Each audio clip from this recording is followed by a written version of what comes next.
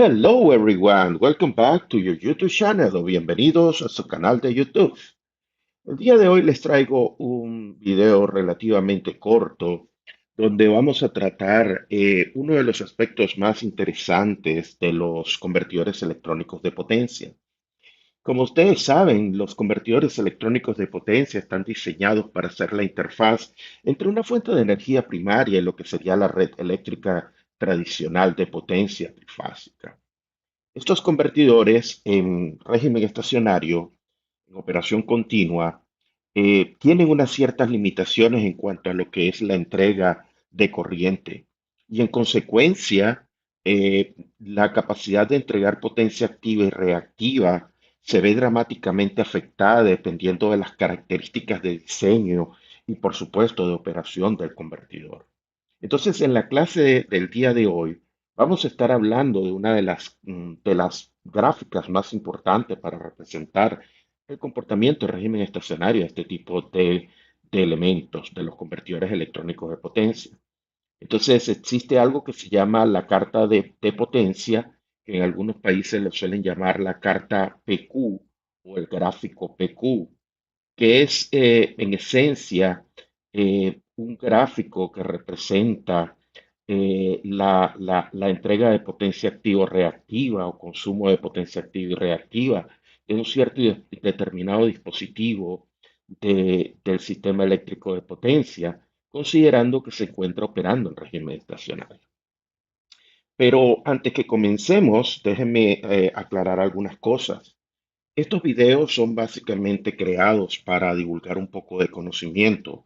Sin embargo, es posible que algunas de las opiniones que se presenten en este video puedan ser de molestia para algunas personas. Entonces, en tal sentido, quiero aclarar que yo soy la única persona responsable de cualquier error, confusión o malinterpretación del video que sigue a continuación.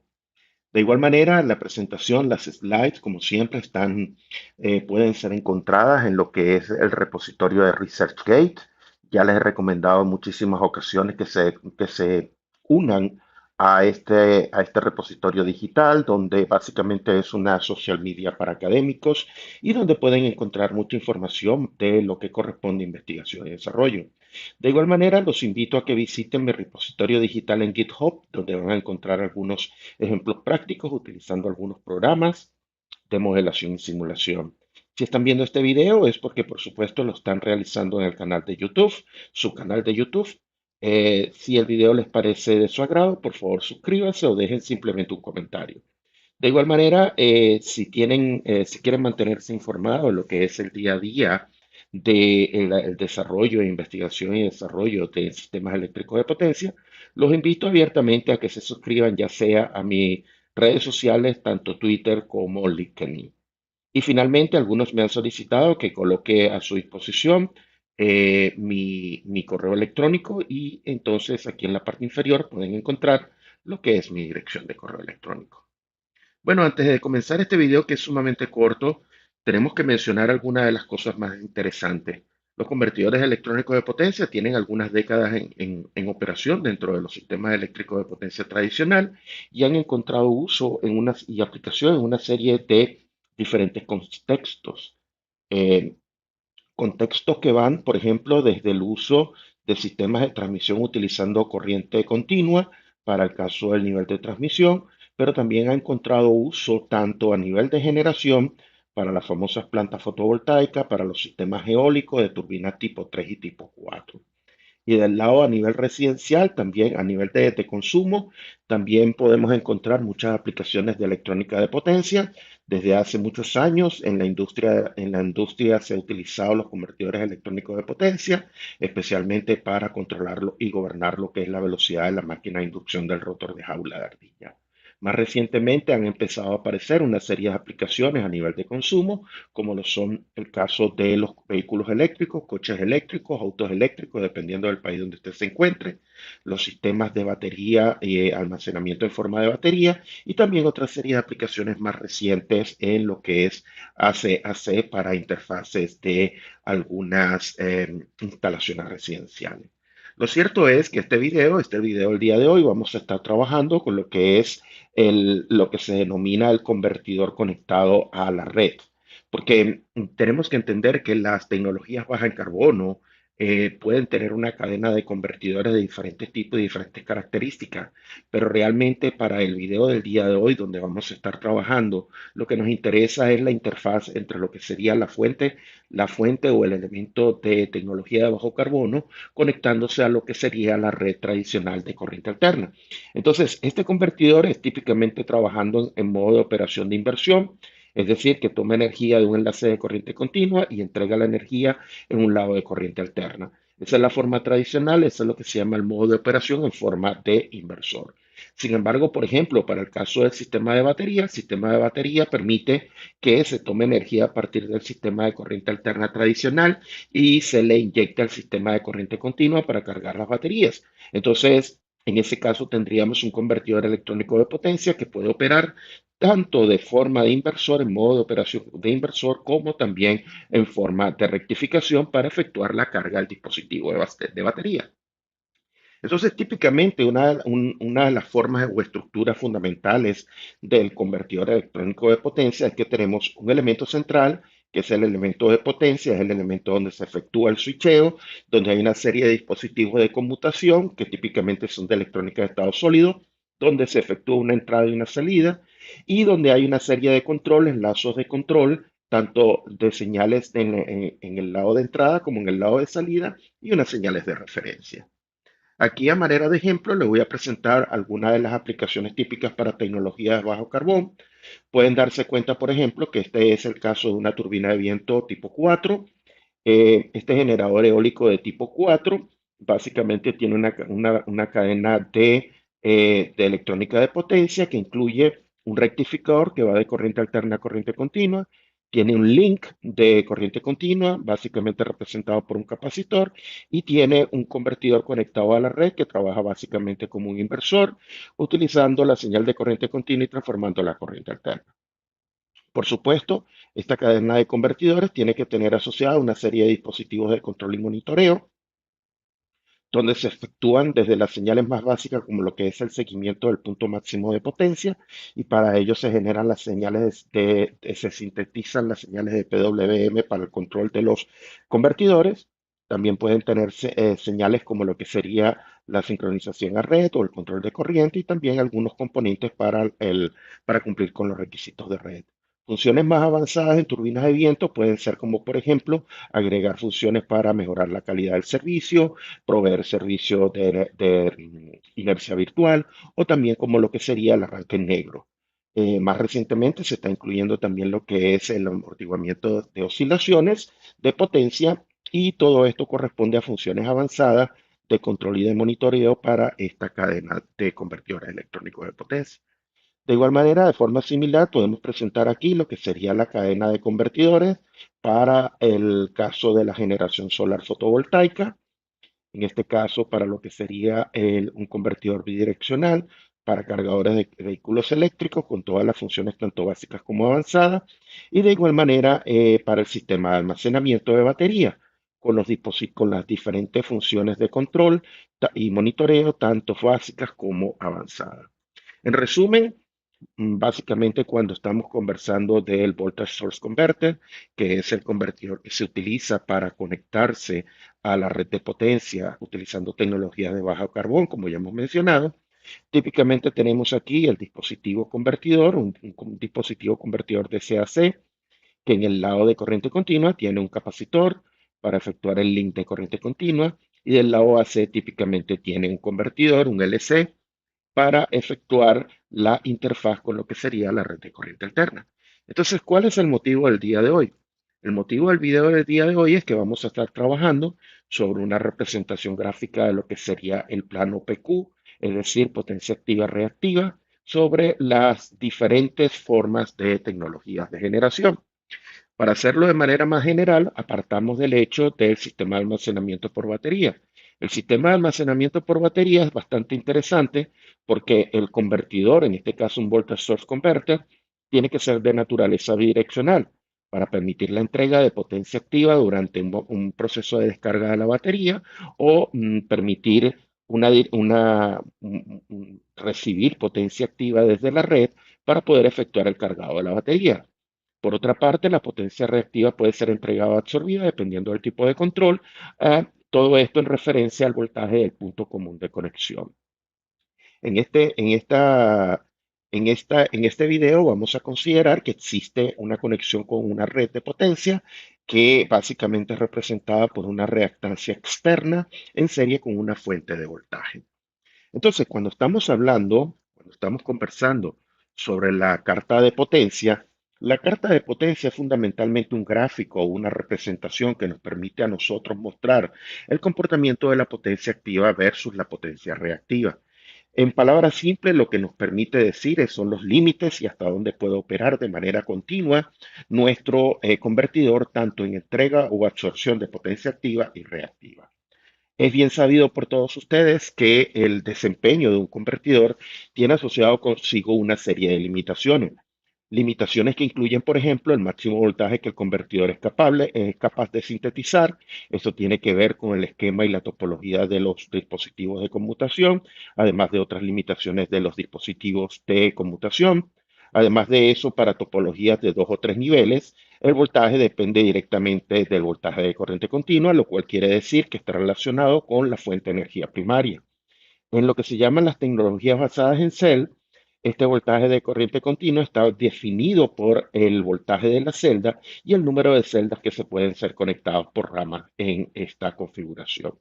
Por último, hay algunas restricciones o límites de desempeño, que son la máxima corriente del convertidor, que por supuesto viene dada por la máxima corriente de los dispositivos de conmutación, el nivel de voltaje, que está definido en el punto de conexión, y por supuesto algún otro límite que puede estar definido por lo que sería enviar potencia o recibir potencia, y esto está asociado con la reactancia del dispositivo. Entonces, para comenzar, podemos mostrar este pequeño diagrama que está aquí.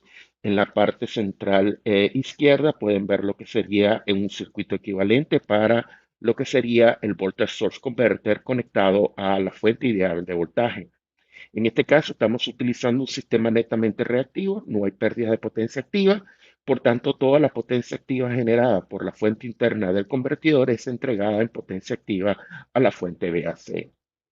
Es fácil efectuar un recorrido de malla aquí, utilizando lo que sería la ley de voltajes de Kirchhoff, y el voltaje interno del convertidor sería la suma de la caída de voltaje a través de la reactancia equivalente, que en este caso sería la reactancia del filtro del convertidor más la reactancia equivalente del sistema externo, más el voltaje de la fuente ideal.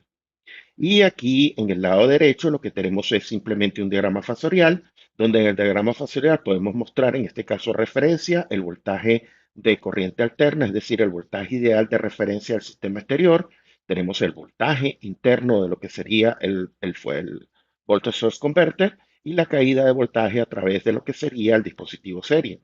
Entonces, podemos definir algunos lugares geométricos, como por ejemplo este lugar geométrico, que es simplemente la circunferencia definida por el máximo voltaje interno que puede ser generado por el convertidor, que ya hemos mencionado que dependiendo de la topología está relacionado con el índice de modulación. Y por otra parte, tenemos también un límite de corriente, y ese límite de corriente está relacionada con la máxima corriente que pueden pasar a través de los dispositivos de conmutación del convertidor. Finalmente, aquí tenemos el mismo diagrama fasorial, lo hemos rotado simplemente para mostrar el ángulo que existe entre lo que sería el voltaje interno del convertidor y el voltaje del sistema externo, el voltaje AC. Si utilizáramos algunas ecuaciones algebraicas, podríamos determinar cuánto es la potencia activa que está siendo entregada a lo que sería la fuente ideal de voltaje y lo que sería la potencia reactiva que está siendo entregada también a la fuente de voltaje de corriente alterna. Podemos darnos cuenta que la ecuación de potencia activa depende tanto del voltaje interno del convertidor, tanto el voltaje del sistema al cual se está alimentando, la reactancia equivalente y, muy importante, el seno del ángulo entre los dos fasores, es decir, entre el fasor de voltaje interno del convertidor y el voltaje de referencia al sistema AC. La potencia reactiva es un poco más complicada porque recuérdense que hay una pérdida de potencia reactiva entre lo que sería el voltaje interno del convertidor y lo que sería la fuente ideal de voltaje. En esta gráfica se puede representar, se puede mostrar ahora la transferencia o moverse de lo que sería el plano voltaje corriente a lo que sería el plano potencia activa, potencia reactiva. En esencia, lo que queremos demostrar es que el convertidor tiene una capacidad máxima de entrega de potencia y esa capacidad máxima de potencia que va a depender de varios parámetros. El voltaje máximo que va a poder ser generado va a depender de raíz de 3 veces la corriente máxima del dispositivo, pero también está relacionado con la reactancia equivalente. Con esto queremos decir que la reactancia equivalente entre el convertidor y lo que sería el punto final de suministro tiene una tremenda influencia tanto para la entrega de potencia activa como la de potencia reactiva. Y una forma típica de representar lo que serían las curvas PQ para el sistema de Voltage Source Converter es en esta forma que se muestran aquí. Si ustedes se dan cuenta, hay un rectángulo, perdón, un cuadrado. Ese cuadrado está definiendo simplemente los límites de potencia de 1 por unidad, tanto de potencia activa, tanto entregando como recibiendo, como los límites de potencia reactiva -1, pasando de inductivo a capacitivo. Entonces, se puede definir un círculo dentro de ese cuadrado y ese círculo va a estar representado como la máxima entrega de potencia que puede efectuar el voltage source converter cuando el voltaje de alimentación en el extremo AC es igual a 1 por unidad. Por supuesto, también puede darse el caso de que nosotros tengamos una operación donde el sistema de corriente alterna tenga una potencia menor a 1 por unidad, o puede darse el caso que el voltaje sea mayor a 1 por unidad. Dependiendo del voltaje de recepción o el voltaje donde se está efectuando la entrega de potencia activa, por supuesto, el círculo equivalente puede estar dentro o fuera de lo que sería el lugar de operación del convertidor. De manera tradicional, un convertidor se desea que se maximice la entrega de potencia activa. Por tanto, la especificación típica que se utiliza para un voltage source converter es este rectángulo que se encuentra aquí, donde se puede ver que el semieje del lado de la potencia es más grande de lo que sería la parte de potencia reactiva. Sin embargo, en algunas aplicaciones se quiere reducir la producción de potencia activa para maximizar la potencia reactiva, y entonces se puede ver cómo el rectángulo cambia de orientación. Ahora es más largo sobre el eje de la potencia reactiva y más angosto en lo que sería la entrega de potencia activa. Finalmente, para concluir este video sumamente corto, esto es simplemente una introducción muy básica. Aquí podemos mostrar lo que serían las gráficas de potencia o la carta de potencia para diferentes tipos de tecnología, ¿no? El caso de un voltage source converter aplicado a un battery energy storage es el círculo que pueden ver, representación más grande, y es porque básicamente el convertidor puede operar en los cuatro cuadrantes de igual manera. Sin embargo, cuando estamos trabajando con un converter que es de tipo fotovoltaico, por supuesto, hay una serie de restricciones. Solamente se puede entregar potencia activa. Por tanto, el semicírculo que define la región de operación estable y la región de operación continua de un sistema fotovoltaico es básicamente entre el semiplano del lado derecho. Luego tenemos otra serie de limitaciones, por ejemplo, para la turbina tipo 3. La turbina tipo 3 tiene una característica de un generador de inducción doblemente alimentado con una cadena DC-AC a CDC. Y en este caso nosotros tenemos una serie de limitaciones en cuanto a lo que sería la potencia activa y la potencia reactiva. El generador sincrónico siempre es representado por sus límites físicos, el límite de excitación, el límite de baja excitación, el límite de lo que sería la región de calentamiento, lo que sería la restricción de calentamiento de la armadura, lo que serían los límites de corriente en el devanado de campo. Y finalmente tenemos también lo que serían los lugares geométricos para lo que sería un STATCOM y un condensador sincrónico. Bueno, esto ha sido todo por este breve video. Espero verlos en la próxima. Será hasta la próxima. Bye now.